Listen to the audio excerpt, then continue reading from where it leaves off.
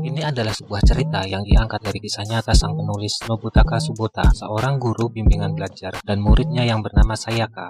Sayaka Kudo adalah seorang gadis yang sangat pemalu. Sayaka sangat ingin memiliki teman, namun karena sering dibully oleh teman-teman sekelasnya, Sayaka semakin menutup diri. Sayaka memiliki seorang adik laki-laki yang bernama Ryuta dan seorang adik perempuan yang bernama Mayumi. Sayaka memiliki ayah yang bernama Toru Kudo, namun Toru tidak pernah memperhatikan kedua anak perempuan di keluarganya karena Toru hanya memperhatikan Ryuta yang mengharapkan agar suatu hari Ryuta dapat menjadi pemain bisbol profesional. Sang ibu bernama Akari Kudo selalu memperhatikan kedua anak perempuan di keluarganya. Dengan sabar, selalu menghibur dan memperhatikan kedua putrinya yang seolah diabaikan oleh sang ayah. Suatu hari, Sayaka mengalami kecelakaan di sekolah yang membuatnya terjatuh dari tempat bermain. Sang ibu dipanggil oleh kepala sekolah. Sang kepala sekolah menganggap Sayaka memiliki keterbelakangan mental dan harus sekolah di sekolah khusus. Akari mencoba membela anaknya dengan mengatakan sikap anaknya adalah karena dia sering dijahili oleh teman-temannya. Namun kepala sekolah justru mengatakan bahwa Sayaka memerlukan pengalaman hidup jika ingin berkembang, sehingga sang kepala sekolah menyuruh Akari untuk membiarkan perlakuan murid lainnya. Hal ini membuat Akari menjadi sedih dan memutuskan untuk memindahkan Sayaka ke sekolah lain. Namun di sekolah lain, kejadian yang sama tetap terjadi. Saat pulang sekolah bersama Akari, Sayaka sangat tertarik dengan seragam sekolah SMP Mei Rajushi, sehingga sang ibu menyemangati Sayaka untuk pindah ke sekolah itu. Akari meyakinkan Sayaka jika dia sekolah di SMP Meiran, maka Sayaka tidak perlu kesulitan belajar dan pasti bisa memasuki SMA yang diinginkannya. Mendengar bujukan Akari, Sayaka setuju dan jadi semangat ke sekolah. Di SMP Meiran, Sayaka memiliki teman baru. Mereka sangat suka mendandani Sayaka karena Sayaka sangat manis jika bersolek. Bersama 3 teman barunya, Mika, Maki, dan Yui, Sayaka sangat menikmati hari-harinya. Bahkan persahabatan mereka berlanjut hingga SMA. Sayangnya, ketiga temannya sama sekali tidak pernah belajar sehingga masuk kelas dengan peringkat rendah. Namun, Sayaka sama sekali tidak merasa terbebani. Bersama teman-temannya, Sayaka terus bermain-main, bahkan saat berada di kelas. Hal ini membuat gurunya, Nishimura Sensei, menjadi kesal dan menganggap mereka adalah sampah. Bahkan ketika malam harinya, Sayaka bersama teman-temannya sangat suka bermain ke klub malam, bahkan sering dikejar-kejar oleh Nishimura yang melakukan rahasia. Saat pulang ke rumah di pagi harinya, Toru segera mengomeli Sayaka dan terlihat jelas hubungan mereka sangatlah buruk. Sayaka pulang hanya untuk ganti baju dan sarapan. Hal ini terus terjadi hingga tahun keduanya di SMA. Suatu hari, Nishimura melakukan rahasia di sekolah dan menemukan rokok di tas Sayaka. Hal ini membuat Sayaka dipanggil kepala sekolah. Sayaka terancam dikeluarkan dari sekolahnya karena melindungi teman-temannya. Namun, pembelaan Akari akhirnya berhasil meringankan hukuman Sayaka. Sayaka mendapatkan skorsing selama 1 bulan. Karena sekarang Sayaka memiliki banyak waktu luang, Sayaka memutuskan mewarnai rambutnya dengan warna pirang. Mayumi membantu kakaknya mewarnai rambut. Namun, kemudian Mayumi bertanya tentang impian kakaknya, bagaimana rencananya setelah SMA, universitas mana yang diinginkannya, dan semacamnya. Pertanyaan Mayumi membuat Sayaka merasa sedih, namun Sayaka hanya bisa pasrah karena menyadari keterbatasannya. Akari mendengar pembicaraan tersebut dan menghibur Sayaka untuk mengikuti bimbingan belajar agar Sayaka bisa memasuki universitas. Di bimbingan belajar yang dipilih Akari, Sayaka bertemu dengan Subota Sensei.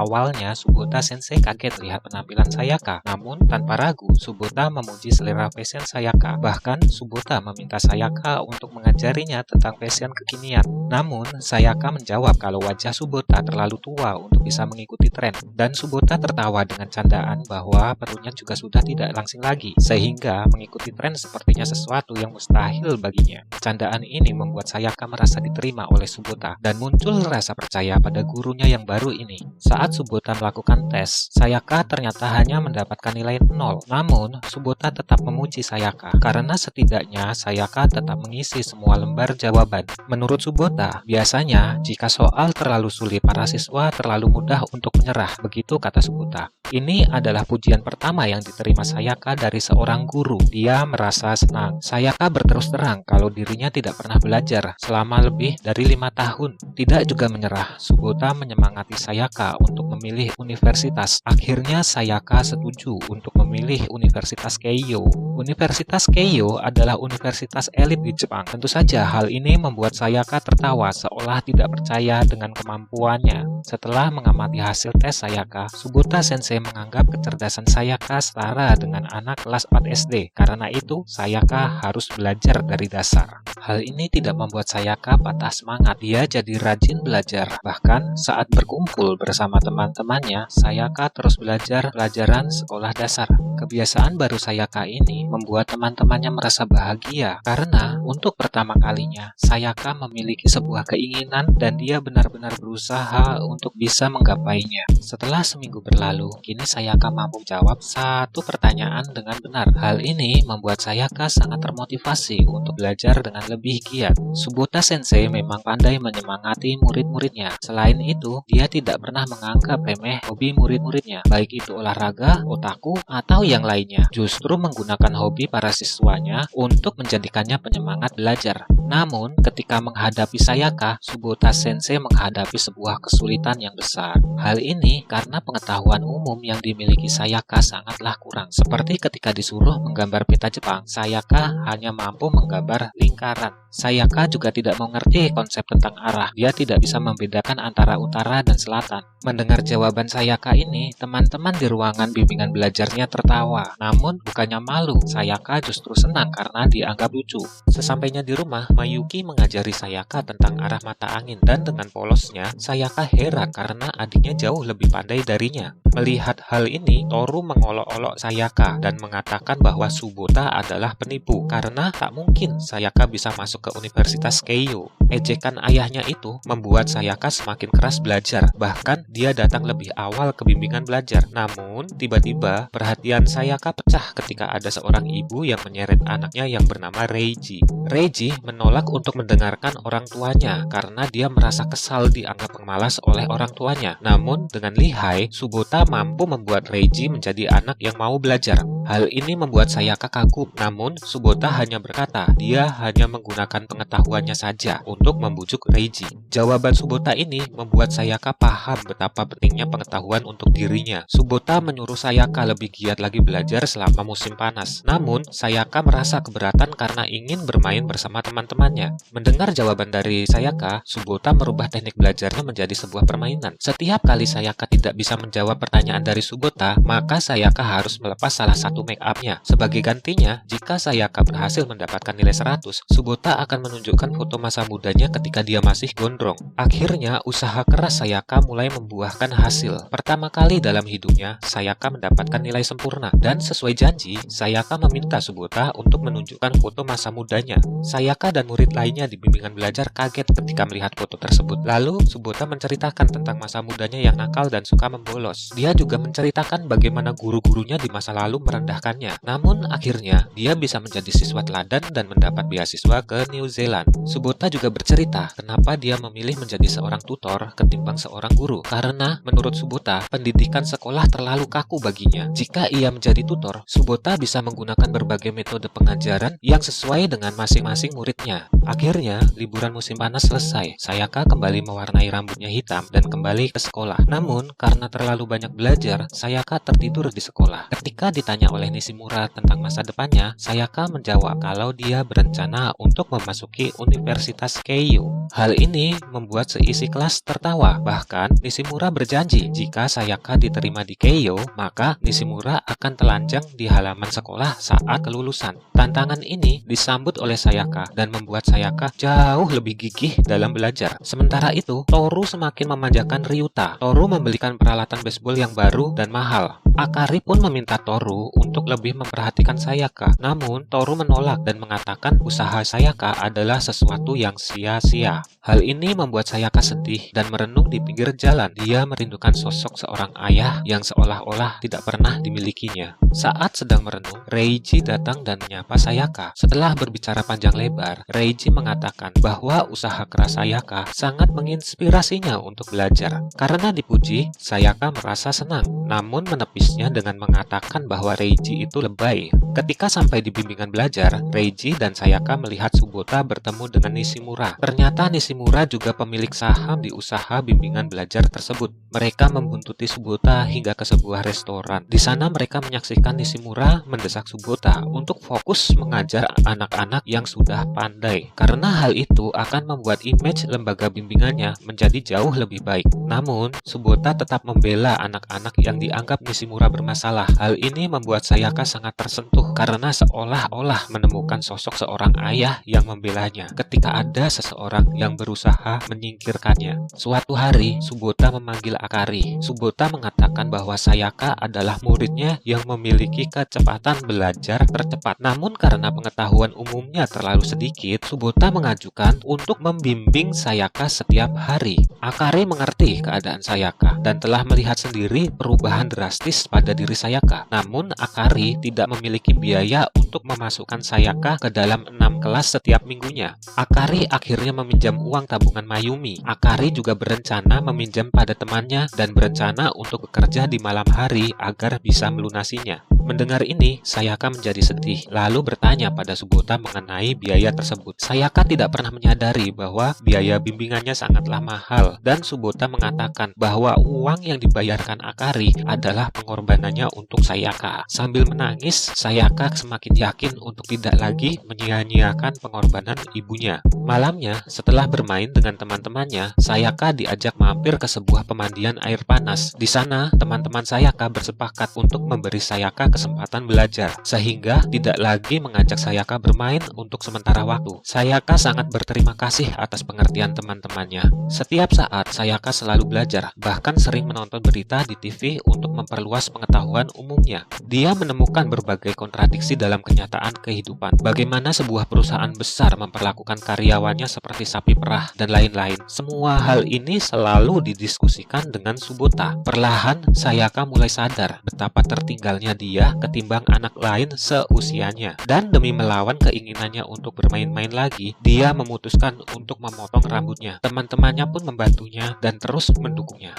Namun, karena Sayaka terlalu banyak belajar, suatu hari dia tertidur di kelas Nishimura, dan Nishimura membangunkannya dengan cara yang sangat kasar. Nishimura segera memanggil Akari dan mengatakan bahwa Sayaka sama sekali tidak berubah, bahkan setelah diskorsing. Nishimura sangat ingin mengeluarkan Sayaka dari sekolah, namun Akari bersikeras bahwa Sayaka telah jauh berubah dan menjelaskan kalau Sayaka selalu belajar hingga larut malam. Akhirnya, Nishimura memberikan kesempatan untuk Sayaka. Suatu hari, Reiji datang ke bimbingan belajar dengan rambut yang berwarna hitam. Hal ini membuat kaget Sayaka yang langsung menggoda Reiji. Reiji mengatakan bahwa dia merubah gaya rambutnya karena merasa risih dikejar wanita yang tidak disukainya. Namun, Sayaka mengatakan kalau Reiji yang sekarang justru jadi semakin tampan. Hal ini membuat Reiji malu dan para peserta kelas bimbingan pun tertawa. Hingga suatu hari, datanglah hari tryout. Sayaka berusaha keras untuk mengisi lembar jawabannya. Namun, setelah hasilnya keluar, Sayaka merasa sangat kecewa dengan hasilnya karena dia hanya mendapat skor 65. Subota berusaha menghiburnya karena beberapa bulan yang lalu Sayaka pasti mendapat nilai 0.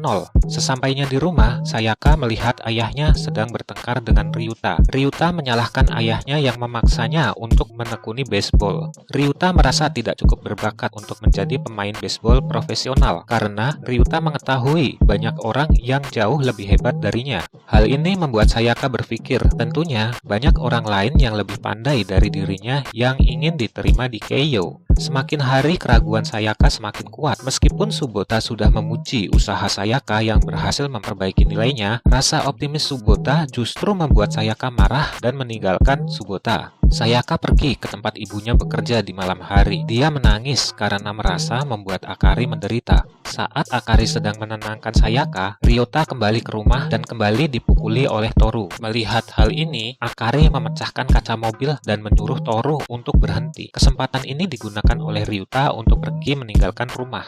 Keesokan harinya, Akari mengajak Sayaka untuk mengunjungi Keiyo. Sayaka begitu terpesona melihat kegiatan sehari-hari di Keiyo. Dia jadi ingin diterima di Keiyo. Sebelum meninggalkan Keiyo, Sayaka kembali berjanji pada Akari bahwa dia akan diterima di Keiyo. Malam itu juga, Sayaka menemui Subota dan meminta maaf atas kemarahannya sebelumnya. Sayaka juga kembali berjanji untuk mengikuti pelajaran dari Subota. Di lain kesempatan, Sayaka kembali mengikuti ujian tryout, namun dia tidak memiliki keberanian untuk membuka hasil yang didapatnya. Sayaka meminta Subota untuk membukakan hasilnya. Sesampainya di rumah, Sayaka melihat Toru sedang membakar semua peralatan baseball yang dibelinya. Toru sekarang sudah sadar dan berjanji untuk lebih memperhatikan anak-anaknya. Sayaka pun menunjukkan hasil ujian tryout-nya. Berdasarkan hasil tersebut, Sayaka memiliki kemungkinan 50% untuk bisa diterima di Keiyo. Hal ini membawa kebahagiaan bagi seluruh keluarga Kudo. Subota menyarankan agar Sayaka mengambil jurusan bahasa sebagai pilihan utamanya dan jurusan politik sebagai pilihan terakhir Sayaka. Sayaka setuju dan terus belajar dengan giat hingga datangnya hari ujian di Universitas Keiyo. Sayangnya, pada hari tersebut turun hujan salju yang lebat yang membuat rute bus tidak dapat beroperasi. Namun, untuk pertama kalinya, Toru mencoba menjadi seorang ayah untuk Sayaka. Dia memutuskan untuk langsung mengantar Sayaka ke lokasi ujian. Sepanjang perjalanan, Toru menasihati Sayaka untuk berusaha dengan sungguh-sungguh dan juga mengingatkan Sayaka untuk tidak mengkhawatirkan biaya kuliah. Bahkan, saat turun dari mobil, Toru berteriak untuk menyemangati Sayaka. Hal ini membuat Sayaka merasa sangat bahagia dan termotivasi selama melakukan ujian. Hubungan Ryota dan Toru juga membaik karena sebenarnya Ryota sangat tertarik untuk menjadi mekanik seperti ayahnya. Sementara itu, Sayaka mengecek hasil ujiannya. Sayaka berhasil lolos di ujian pertamanya. Sayaka merasa sangat gembira dan segera memberitahukan hasil ini ke Subota dan Reiji. Sebelum berpisah di hari terakhir bimbingannya, Sayaka meminta tanda tangan Subota agar bisa selalu mengingat Subota ketika dia membaca kamus. Datanglah hari ujian kedua. Saat mengisi esai, dia mengingat pesan-pesan yang dikatakan oleh Subota, dan perkataan Subota tersebut membuat Sayaka dapat membuat esai dengan lancar. Di hari pengumuman, Sayaka melihat hasil ujiannya dan merasa kecewa karena tidak diterima di Fakultas Bahasa. Hal ini membuat Sayaka takut untuk memeriksa hasil ujiannya di jurusan politik. Sayaka memutuskan untuk menemui para sahabatnya yang langsung mencoba untuk menghiburnya. Setelah bertemu dengan teman-temannya, Sayaka memperoleh kepercayaan diri untuk menghadapi kegagalannya. Dan saat dia melihat hasil ujiannya, dia terkejut bahwa dia berhasil diterima di jurusan politik. Sayaka segera memberitahu Akari dan langsung bersepeda secepatnya menemui Subota. Dengan nafas yang hampir habis, Sayaka mengabarkan bahwa dirinya telah diterima di Keiyo. Hal ini mengejutkan dan membahagiakan semua orang yang mendengarnya. Sementara itu, Akari dengan penuh air mata menemui Toru untuk menyampaikan kabar baik ini. Kemudian mereka pun menangis terharu. Sayangnya, Reiji masih harus berusaha lagi tahun depan. Namun, Sayaka menantangnya agar tidak tertinggal dengannya. Di hari kelulusan, Sayaka dan teman-temannya berfoto di depan sekolah bersama Nishimura yang terlihat tanpa busana. Dan saat Sayaka hendak pindah ke asrama, Toru seolah ingin menebus kesalahan di masa lalunya yang telah mengabaikan Sayaka. Toru menggendong Sayaka bagaikan seorang anak kecil. Toru terlihat menahan rasa pilu dari penyesalannya di masa lalu, dan teringat terakhir kali dia menggendong Sayaka adalah ketika Sayaka masih kecil.